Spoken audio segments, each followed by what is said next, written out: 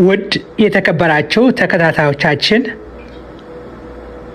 ይህ ቁንጅና ሲለካ የተሰኘው ዝግጅታችን ሲሆን እንደተለመደው ካለፉት ዝግጅቶች ተከታይ የሆነውን ዝግጅት በዛሬው ዕለት ደግሞ ይዘን ቀርበናል። በዛሬው ዝግጅታችን የቆዳ ቀለምን ከቁንጅና ጋር ተያይዞ ያለውን ግንዛቤና ማብራሪያዎችን መሰረት በማድረግ ማጠቃለያ እናደርግለታለን።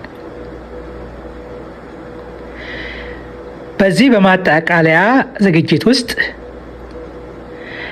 በጣም አስገራሚ እውነተኛ ታሪኮችን ከቆዳ ቀለም ጋር እና እምነት ጋርም ተያይዞ ያለውን ነገር በመጠኑም ቢሆን እናቀርብላችኋለን። ከዛ በፊት ግን አንድ ማሳሰቢያ ለውድ ተከታታዮቻችን ማቅረብ እንፈልጋለን። ይሄንን ዝግጅት የምናቀርበው አፍሪካ እንደ አህጉር በጣም ብዙ የተለያዩ ባህሎች ስላሉ በየባህሉ ውስጥ ደግሞ የተለያዩ አይነት መልኮች፣ አልባሳት፣ ብዙ አይነት ነገሮችን ነው የምናየውና እነዚህ ማንነታቸውን ይዘው እያደጉ ከሄዱ ከዘመኑ ቴክኖሎጂ ጋር ተያይዘው መሰረታቸውን ሳይለቁ እየዳበሩ ከሄዱ ሳንጠራጠር ምንም አይነት ጥርጣሬ ሳይኖረን ይህ ሀብት ብቻ አፍሪካን ትልቅ ቦታ ነው የሚያደርሳት። ይህ ነው ዋናው ዓላማችን። አፍሪካውያን ራሳቸው ላይ በማተኮር በየባህሉ በተለያየ ቦታ ያለውን ባህል ውስጥ ያሉትን ነገሮች ፈልፍሎ በማውጣት በከፍተኛ የኢንዱስትሪ ደረጃ በማሳደግ የዓለምን ኢኮኖሚ ሀብት መቆጣጠር እንደሚቻል ነው ጥናቶች የሚያስረዱት። ስለዚህ ይሄንን ለመጠቀም ደግሞ እንዴት መሆን አለበት ስንል መጀመሪያ ማንነታችንን ራሳችንን ማወቅ ይኖርብናል። ያለንን ሀብት እንዴት እንጠቀማለን የሚለውን ደግሞ በአግባቡ አቅደን የምንሰራበት መሆን አለበት። ያንን አቅጣጫ ለማሳየትና እገዛ ለማድረግ ነው ይህ ዝግጅት የሚደረገው። ስለዚህ ከናንተ ከተከበራችሁ ተከታታዮቻችን የዝግጅቶቻችን ተከታታዮች የምንፈልገው ነገር ቢኖር ይሄንን ዝግጅት ይሄን ቻናል ሰብስክራይብ በማድረግ ላይክ በማድረግ ሼር በማድረግ ኮሜንቶችን በመጻፍና አስተያየት በመስጠት መዳበር ያለባቸው ነገሮችንም ሌሎችንም በመጥቀስ ይሄ ዝግጅት እንዲዳብር ማድረግ አስፈላጊ ነው ብለን ነው ምናምነው። የጋራ ስራ ስንሰራ ነው የጋራ አህጉራችንን ሀገራችንን ልናዳብር ከፍተኛ ደረጃ ልናደርስ የምንችለው። ሌላው የአፍሪካ አህጉር ውስጥ ያለው ህዝብ ቀርቶ በኢትዮጵያ ውስጥ ብቻ ያለው ተዝቆ የማልቅ በየተለያየ ቦታ በተለያዩ ብሔረሰቦች አካባቢ የምናገኛቸው ነገሮች ራሱ ትልቅ ሀብት መፍጠር የሚችል ነው። የውጭው ዓለም ሌላው ዓለም ያለው አዳዲስ ነገሮችን ይፈልጋል። አዳዲስ ነገሮችን ማየት፣ አዳዲስ ቴስት።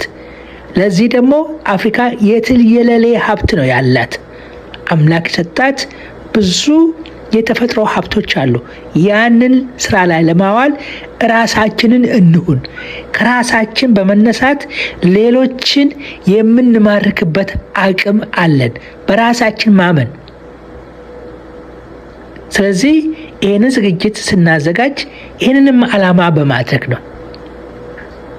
ለብዙዎቻችን ለብዙ ሰዎች በተለይ ለወጣቶች ሰፋፊ ትላልቅ የስራ እድሎችን መፍጠር ይቻላል። በዚህ ዙሪያ ክብራችንን ጠብቀን በራሳችን ሀብት ሌሎች ጓጉተው አይተው የኛን አይነት ሁኔታን በማየት ራሳቸውም ወደውት በራሳቸውም ስሜት በዚህ ውስጥ እንዲሳተፉም የማድረግ አቅም አለን፣ መፍጠርም አለብን። ያን ነው የምናምነው። ስለዚህ ይህንን ዝግጅት በተለያየ መልኩ በዚህ መልኩ ድጋፍ በማድረግ ማለትም ሰብስክራይብ፣ ላይክ፣ ሼር፣ ኮሜንት በመስጠት ማዳበር ይቻላል። ከዛ ትልቅ ቦታ ይደርሳል። ይህንንም በዓለም ደረጃ ሰፊ ግንዛቤ እንዲኖረው መፍጠር እንችላለን። በተጨባጭ ብዙ የሚታዩ ነገሮች አሉ። በሰበሰብናቸው መረጃዎች፣ አስተያየቶች ከተለያየ የዓለም ዙሪያ በጣም ትልቅ ሀብት ነው ያለውና ግን ከራሳችን ስንነሳ ነው ራሳችን ማንነታችንን ስንገልጽ የራሳችን ሀብት ፈጠራን ክሪኤቲቪቲ ይፈልጋል። የራሳችንን ባህላችን ውስጥ የተለያዩ ግብዓቶችን በመጠቀም ራሳችንን ለከፍተኛ ደረጃ ማብቃት እንችላለን። ስለዚህ በዚህ መልኩ እንድትተባበሩን እንጠይቃለን። ዝግጅታችን ይቀጥላል።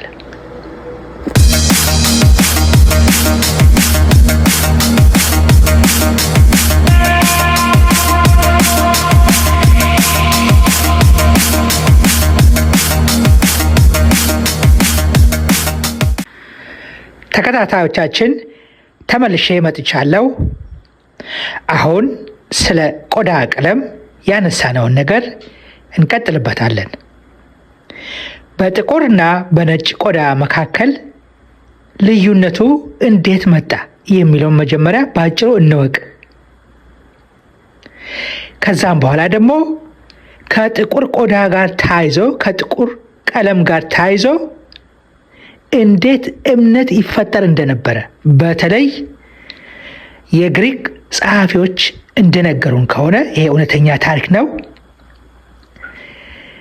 ጥቁር ቀለምን የአምላክ ቀለም ብለው በዛ መልኩ ወስደው ከአፍሪካ አገራቸው በሚያመልኳቸው የተለያዩ የአማልክቶች ጥቁር ቀለም ይቀቧቸው እንደነበረ ታሪክ በዝግቦት ይገኛል። ይሄ እውነተኛ ታሪክ ነው።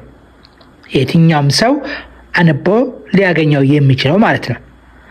አሁን ወደዛ ዝርዝር ጉዳይ ከመግባታችን በፊት አንድ ትንሽ ዘና የሚያደርግ አጭር የቪዲዮ ክሊፕ ልጋብዛችሁ።